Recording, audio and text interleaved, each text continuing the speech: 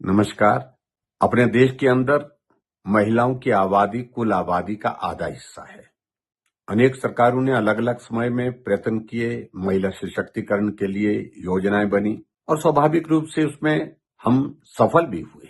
लेकिन हमारे देश के यशस्वी प्रधानमंत्री नरेंद्र मोदी जी ने इस बात को अनुभव किया कि सही महिला सशक्तिकरण तभी संभव हो पाएगा जब हमारी माताएं बहनें लोकसभा के अंदर, विधानसभा के अंदर पहुंचकर वहां कानून बनाएंगी, समाज का नेतृत्व करेंगी, विकास की नई योजनाओं के माध्यम से देश को और प्रदेश को आगे बढ़ाने के लिए अपना योगदान देंगी।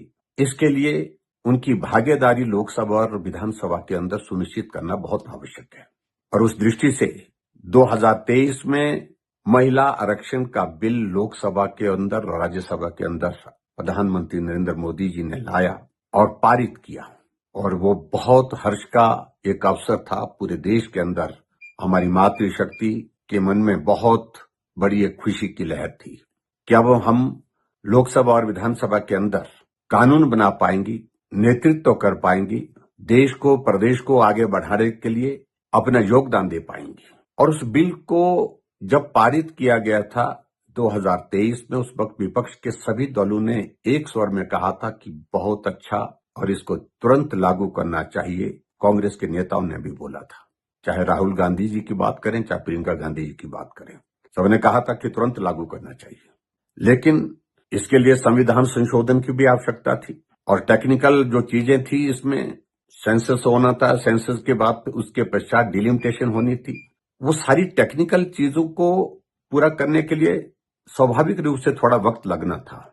लेकिन प्रधानमंत्री नरेंद्र मोदी जी का मत बड़ा स्पष्ट रहा कि 2029 के चुनाव से पहले महिला आरक्षण बिल लागू हो जाना चाहिए, और इसलिए एक विशेष सत्र का आयोजन 16, 17, 18 अप्रैल को अभी किया गया था, ताकि इस पर विचार विमर्श खुले मन से हो सके, विस्तृत चर्चा हो सके। गहन चर्चा होते हुए पूरे देश ने देखी भी। लेकिन विचित्र परिस्थिति है कि कांग्रेस का जो चेहरा है वो बेनकाब इस वक्त हुआ जब इस बिल को समर्थन देने की बात आ रही थी, तो उन्होंने विरोध किया। और विरोध के लिए कोई तथ्य नहीं थे, तर्क नहीं थे, कोई छोटी छोटी टेक्निकल चीजों को लेकर के सिर्फ और सिर्फ इस बिल को रोका जाए, इसको पारित होने से किसी राजनीतिक दल को फायदा न हो जाए, इस बात को सुनिश्चित करने की दृष्टि से इस बिल का विरोध किया। और मैं बड़ा ध्यान से, मैं नहीं, पूरा देश इस बात को, पूरे देश ने देखा कि कांग्रेस के नेता जब बोल रहे थे सदन के अंदर, न तर्क था न तथ्य थे, सिर्फ विरोध, सिर्फ विरोध। इस बिल को रोका जाए, इस बात को सुनिश्चित करने के लिए उनने कुछ चीजों को पकड़ करके अपनी बात कहने की कोशिश की। लेकिन मैं तो हैरान हुआ कि जब राहुल गांधी जी का भाषण सुना तो क्या वो एक मदारी का जिक्र करते हुए, जादूगर का जिक्र करते हुए क्या भाषा का इस्तेमाल कर रहे थे।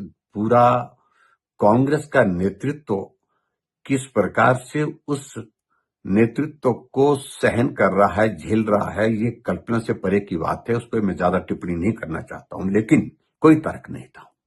और जिस आपत्तिजनक भाषा का इस्तेमाल राहुल गांधी ने किया, चाहे वो हमारी मातृशक्ति के संदर्भ में, चाहे प्रधानमंत्री जी के बारे में, वो सचमुच में निंदनीय है, बहुत दुर्भाग्यपूर्ण है। गृह मंत्री जी ने बहुत विस्तार से उत्तर दिया, एक एक बात का उत्तर दिया। आदरणीय प्रधानमंत्री जी ने बहुत मार्मिक अपील की और कहा कि मैं वादा देता हूं, गारंटी देता हूं कि किसी के साथ कोई अन्याय नहीं होगा, किसी क्षेत्र विशेष के साथ कोई अन्याय नहीं होने देंगे। लेकिन उसके बावजूद विपक्ष इस बात को लेकर के अड़ा रहा कि हमने विरोध करना है।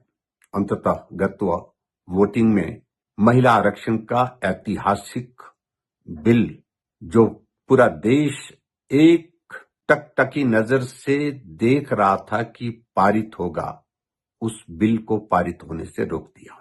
मैं कांग्रेस के इस चेहरे को बेनकाब होते हुए ये कह सकता हूं कि कभी भी हमारी देश की माताएं बहनें, हमारी मातृशक्ति माफ नहीं करेगी। बिल पारित होता तो हमारी माताएं बहनें संसद के अंदर होती, विधानसभा के अंदर होती। किसी दल विशेष को उसका लाभ नहीं था, लेकिन लाभ सिर्फ एक बात के लिए कि महिलाओं को उनका अधिकार मिलेगा, लक्ष्य सिर्फ इतना था। लेकिन कांग्रेस ने जिस तरह से उसका विरोध किया वो बहुत ही दुर्भाग्यपूर्ण। और मैं इतना जरूर कहना चाहता हूं कि इस बिल का विरोध करने के पश्चात अब जरूर आने वाले समय में कांग्रेस को इसका खामियाजा भी भुगतना पड़ेगा। भारतीय जनता पार्टी का संकल्प है आदरणीय प्रधानमंत्री नरेंद्र मोदी जी का, जिन पर पूरे देश की मातृशक्ति को भरोसा है कि यह संघर्ष जारी रहेगा और आने वाले समय में फिर अवसर तलाशेंगे, फिर प्रयास करेंगे। महिलाओं को उनका अधिकार 33% का आरक्षण के रूप में लोकसभा के अंदर और विधानसभा के अंदर हो, इस प्रयास को लगातार जारी रखेंगे। ये हमारे प्रधानमंत्री जी का संकल्प है और यही संकल्प भारतीय जनता पार्टी का है। और एक बार फिर से मैं देश के प्रधानमंत्री नरेंद्र मोदी जी को, गृह मंत्री अमित शाह जी को, अपनी केंद्र की सरकार को साधुवाद की आपने बहुत गंभीर प्रयत्न महिला आरक्षण को लागू करने की दृष्टि से जो किए हैं, उसके लिए आपको बधाई। और ये संघर्ष आपके नेतृत्व में निश्चित रूप से एक दिन अपने लक्ष्य को हासिल करेगा, ऐसा हमें पूरा भरोसा है। और कांग्रेस पार्टी ने जिस प्रकार से इस बिल का विरोध किया, उसका खामियाजा तो भुगतना पड़ेगा। और साथ में ये भी मैं कहना चाहूंगा कि जो असली चेहरा कांग्रेस का है वो अब देश की जनता के सामने आ गया। बहुत बहुत धन्यवाद। नमस्कार।